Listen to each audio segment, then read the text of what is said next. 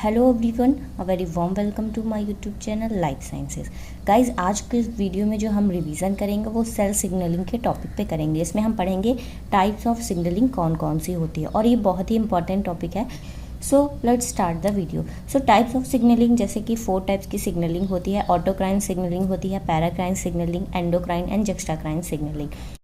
सो cell signalling क्या होती है? सेल सिग्नलिंग का मीन्स होता है कम्युनिकेशन बिटवीन सेल्स। सेल्स के बीच सेल्स जो हैं आपस में क्या कर रहे हैं, एक दूसरे से कम्युनिकेट कर रहे हैं। मीन्स कि उनके पास एबिलिटी होती है to receive, process and signals को ट्रांसमिट करने के। अब हम बात करें कि सिग्नल्स, तो सिग्नल्स कहाँ से आ रहे हैं? सिग्नल्स जो हैं वो ओरिजिनेट हो रहे हैं कहाँ से? Outside of a cell. Cell के बाहर से कुछ सिग्नल आ रहे हैं जिन्हें सेल रिसीव कर रहा है, प्रोसेस कर रहा है और उस सिग्नल को दूसरे सेल्स में ट्रांसफर कर रहा है, और इसी को कहते हैं कम्युनिकेशन बिटवीन सेल्स या फिर सेल सिग्नलिंग। ठीक। अब आउटसाइड ऑफ द सेल से क्या से, जैसे कि कोई प्रेशर है, कोई टेम्परेचर है, लाइट है, केमिकल है। ठीक।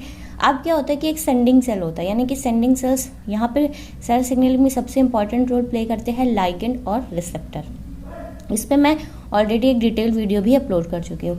लाइगेंड क्या होता है? लाइगेंड होता है कोई भी सिग्नलिंग मॉलिक्यूल, जैसे कि कोई भी गैस हो गया, कोई भी पेप्टाइड्स हो गया, या फिर हमारी बॉडी का कोई भी हार्मोन हो गया, ये क्या होगा? लाइगेंड हो गया। तो एक सेंडिंग सेल होता है जो लाइगेंड को रिलीज कर रहा है। अब रिसेप्टर यानी कि कुछ चीज़ रिसीव हो रही है।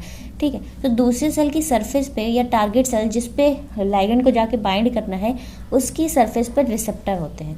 रिसेप्टर्स क्या होते हैं ना, ये एक प्रोटीन होते हैं जो जनरली या तो सेल की सरफेस पे या इंटीरियर ऑफ द सेल्स में ये प्रेजेंट होते हैं, जो किसी भी केमिकल सिग्नल्स को डिटेक्ट करते हैं या फिर उन्हें रिसीव करते हैं। तो ये होता है लाइगेंड का और रिसेप्टर का काम। सो सबसे पहले आज जो सिग्नलिंग हम पढ़ेंगे, ये एक छोटा सा रिव्यू था में मैंने आपको सेल सिग्नलिंग क्या होती है, रिसेप्टर और लाइगेंड क्या होता है। सबसे पहले हम पढ़ेंगे ऑटोक्राइन सिग्नलिंग के बारे में।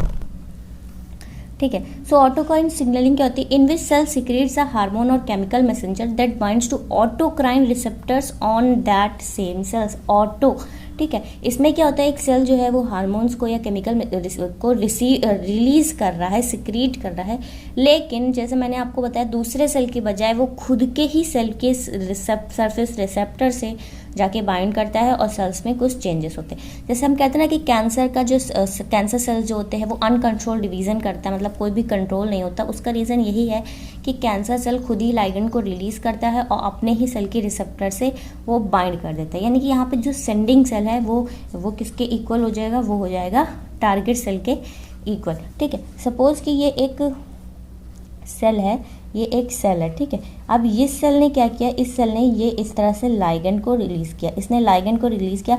अब इसी सेल की सरफेस पे रिसेप्टर प्रेजेंट है। ये क्या है? ये रिसेप्टर है। इसी सेल की सरफेस पे रिसेप्टर प्रेजेंट है। अब ये लाइगेंड क्या करेगा, ये जाके इसी रिसेप्टर से बाइंड करके क्या करेगा, ये रिस्पॉन्स शो करेगा। तो यही होता है ऑटोक्राइन सिग्नलिंग। नेक्स्ट आ जाता है पैराक्राइन सिग्नलिंग। पैराक्राइन सिग्नलिंग क्या होता है? In which cells produces a signal to induce changes in nearby cell. यानी कि उसमें एक सेल जो है सिग्नल को प्रोड्यूस कर रहा है, वो किसमें? नियर बाय सेल्स में जाके कुछ चेंजेस कर रहा है। सिग्नलिंग मॉलिक्यूल्स यहाँ पे जो है उन्हें पैराक्राइन फैक्टर कहते हैं। Diffuse over a relatively short distance पे सिग्नलिंग मॉलिक्यूल्स यहाँ पे क्या हो रहे हैं? डिफ्यूज हो रहे हैं। जैसे कि FGF, WNT, TGF, super family, ये सारे पैराक्राइन सिग्नलिंग के एग्जाम्पल है। अब यहाँ पे जैसे मैंने बात करी, तो यहाँ पे सपोज ये एक सेल है। ठीक। अब इस सेल ने क्या किया, इस सेल ने लाइगेंड को रिलीज किया, इसने कोई भी लाइगेंड को रिलीज किया, तो ये क्या करेगा, ये दूसरे सेल के सरफेस रिसेप्टर पे, लेकिन ये बहुत क्लोज में है। ठीक है। यहाँ पे क्या है, शॉर्ट डिस्टेंस है इन दोनों के बीच। ये लाइगेंड जाके इसकी रिसेप्टर से बाइंड करके यहाँ पे रिस्पॉन्स शो करेगा। लेकिन ये सेल सपोज A है। ठीक है। अब यहाँ पे एक सेल प्रेजेंट है, ये है सेल B, इसकी सरफेस पे रिसेप्टर भी है, लेकिन ये लाइगेंड, मैंने कहा कि यहाँ पे पैराक्राइन सिग्नलिंग में क्या होता है, शॉर्ट डिस्टेंस पे ही ये वर्क करता है। तो ये लाइगेंड इससे बाइंड करेगा, लेकिन इस पे जाके नहीं बाइंड करेगा। क्यों? क्योंकि ये लॉन्ग डिस्टेंस पे हो गया। ठीक है। सो ये हो गया paracrine signalling. So third one is endocrine signaling. It is a long range signaling and signal molecules is transported by blood stream. ये एक long range signaling है जैसे पैराक्लाइन जो शॉर्ट डिस्टेंसेस भी होते हैं, और सिग्नल मॉलिक्यूल जो होते हैं इसमें कहाँ से ट्रांसपोर्ट हो रहे हैं, ब्लड स्ट्रीम से। पैनक्रियाज इसका एग्जांपल है endocrine gland and that produces hormone insulin which regulates uptake of glucose in cells all over the body, यानी कि ब्लड स्ट्रीम के थ्रू ये पूरी बॉडी में ग्लूकोज का अपटेक जो है वो कर रहा है। जैसे ये एक सेल है और इसने लाइगेंड को रिलीज़ किया, लेकिन ये किसके थ्रू जा रहा है, ये एक ब्लड स्ट्रीम के थ्रू जा रहा है, ठीक है। ये किसके थ्रू जा रहा है, ब्लड स्ट्रीम के थ्रू। ये लाइगेंड जाके ये टारगेट सेल से क्या करेगा, जाके यहाँ पे बाइंड कर जाएगा, टारगेट सेल की सरफेस से बाइंड कर जाएगा, ठीक। सो नेक्स्ट आएगा जक्स्टाक्राइन signalling. So fourth one is juxtacrine signaling. This requires a physical contact between cells.